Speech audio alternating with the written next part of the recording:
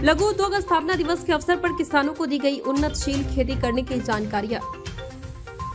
Raebareli Firoz Gandhi degree college के auditorium में लघु उद्योग स्थापना दिवस सम्मेलन का हुआ आयोजन, जिसमें बतौर मुख्य अतिथि उत्तर प्रदेश सरकार में राज्य मंत्री स्वतंत्र प्रभार उद्यान विभाग दिनेश प्रताप सिंह बतौर मुख्य अतिथि मौजूद रहे। उन्होंने अपने संबोधन में कहा कि रायबरेली में FME का निर्धारण सही नहीं है। दूर दराज से आए सैकड़ों किसानों को उन्नत खेती कैसे की जाए और खेती में आय कैसे बढ़ाई जाए, इस बारे में विस्तृत रूप से जानकारी दी गई। राज्य मंत्री दिनेश प्रताप सिंह ने कहा कि हर किसान की आय बढ़ाना हमारा लक्ष्य है। किसानों के साथ हर घर में आय बढ़ाएंगे, इसके लिए प्रयास किए जा रहे हैं। पढ़े लिखे युवा जो बेरोजगार हैं, उनको रोजगार कैसे मिले, इसके लिए भी हम सभी लोग कार्य कर रहे हैं। उद्यान विभाग मंडी समिति के साथ मिलकर जो मंडियों में रोड खराब है, उनको चिन्हित किया जा रहा है और जल्द ही उन पर कार्य शुरू किया जाएगा। जो बाजार खुले में लग रही है और बारिश में दुकानदारों को दिक्कत का सामना करना पड़ रहा है, उनके लिए भी जल्द ही छत की व्यवस्था बाजारों में सुनिश्चित की जाएगी। एक सवाल के जवाब में उन्होंने कहा कि 2024 में जो नेता पब्लिक के बीच में रहता है और लोगों के सुख दुख में खड़ा रहता है, वही सच्चा नेता है और यहाँ की जनता 2024 में उसे ही चुनेगी।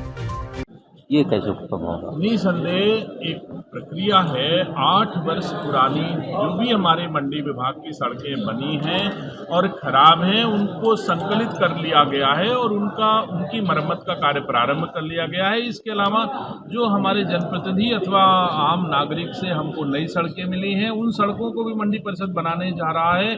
और हाटपेट जो गाँव में ऐसे ही बाजारें लगती हैं, बिना छत के बाजारें लगती हैं और बारिश में उनका सामान भीग जाता है, खराब हो जाता है। इसके लिए हमारा विभाग मंडी परिषद मिल करके हाटपेट भी निर्माण करा रहा है। तो ये योजनाएं हमारे रायबरेली में तेजी से उद्यान विभाग, कृषि विपणन, कृषि विदेश व्यापार और कृषि निर्यात मिला करके रायबरेली जनपद में तेजी से काम कर रहे हैं। अभी सर, आपने बड़े लोगों का जिक्र किया अपने स्पीच में, तो ये बड़े लोग क्या क्या स्थापित किए हैं और आपका क्या है?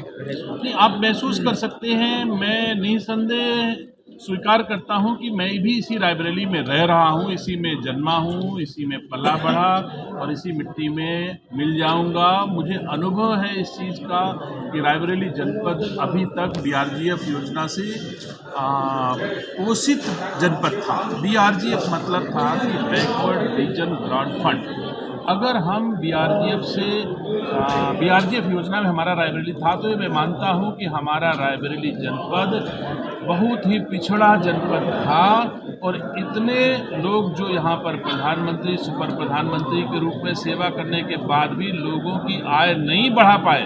उन्होंने संभव है कि बड़ी बड़ी बिल्डिंगें बनाई होंगी, लेकिन यह तो ज़मीन पे स्थायी रूप से दिखाई देता है कि लोगों की आय नहीं बढ़ी, तभी तो हम BRGF में हैं।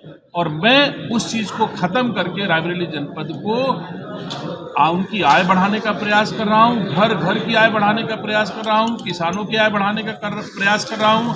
नौजवान, शिक्षित नौजवान जो बेरोजगार हैं, उनको अपने उद्यानिक विभाग के माध्यम से उनको रोजगार देने का प्रयास कर रहा हूँ। मैं उम्मीद करता हूँ उन बड़े नेताओं से मैं बड़ा काम करूँगा। मैं बड़े नेताओं से छोटा नेता हूँ, लेकिन बड़े नेताओं से बड़ा काम रायबरेली जनपद में करने जा रहा हूँ, कर रहा हूँ। 2024 में